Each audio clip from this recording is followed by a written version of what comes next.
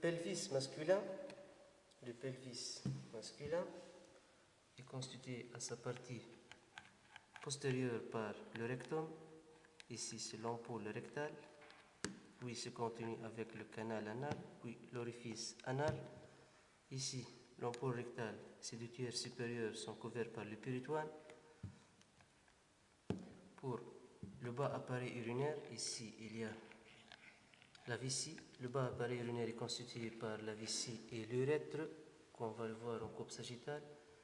Ici, la vessie, à ce niveau, au niveau de l'apex de la vessie, il y a l'orac. Ici, c'est l'orac, avec ligament ombilical à droite, ligament ombilical à gauche, qui ne sont que les deux artères ombilicales qui ont servi à la vascularisation du fœtus pendant la vie intra-utérine et qui vont être collabés et former ces deux ligaments.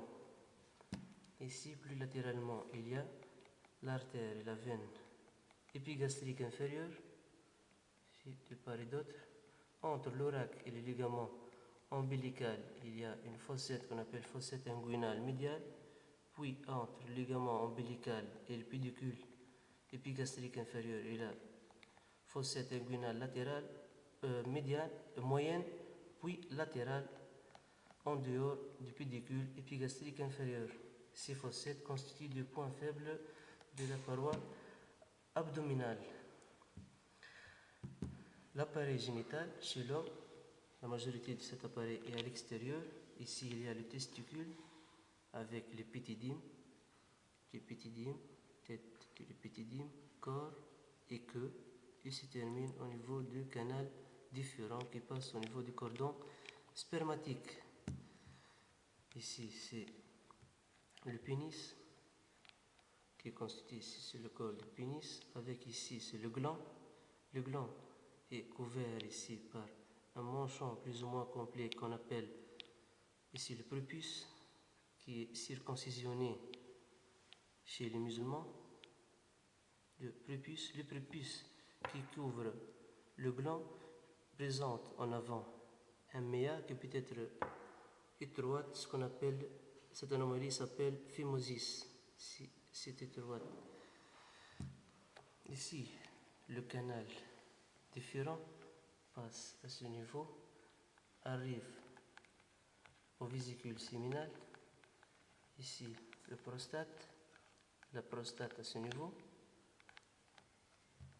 la prostate, en coupe sagittale.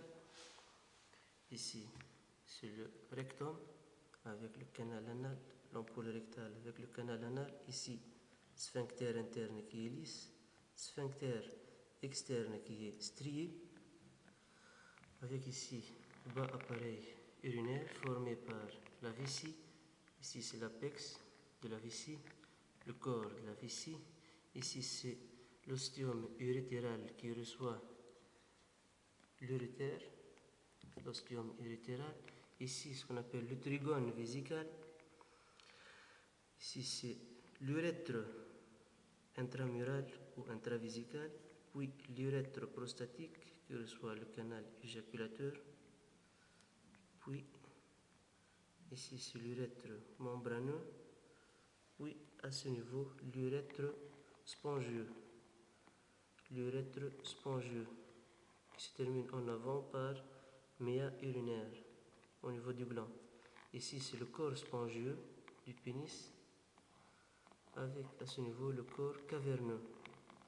Corps caverneux et corps spongieux. Chez les hommes âgés, souvent il y a ce qu'on appelle l'hypertrophie de prostate qui est souvent bénigne. L'hypertrophie de prostate qui est environ 20 grammes, va s'hypertrophier et va comprimer et collaber l'urètre prostatique, ce qui donne ce qu'on appelle dysurie. À la fin de chaque miction, chez ces hommes, il y a un résidu post-mictionnel au niveau de la vessie.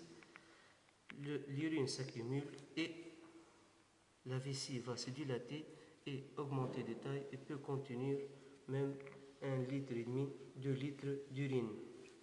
En cas de crise de rétention urinaire complète, donc la vessie va être gonflée.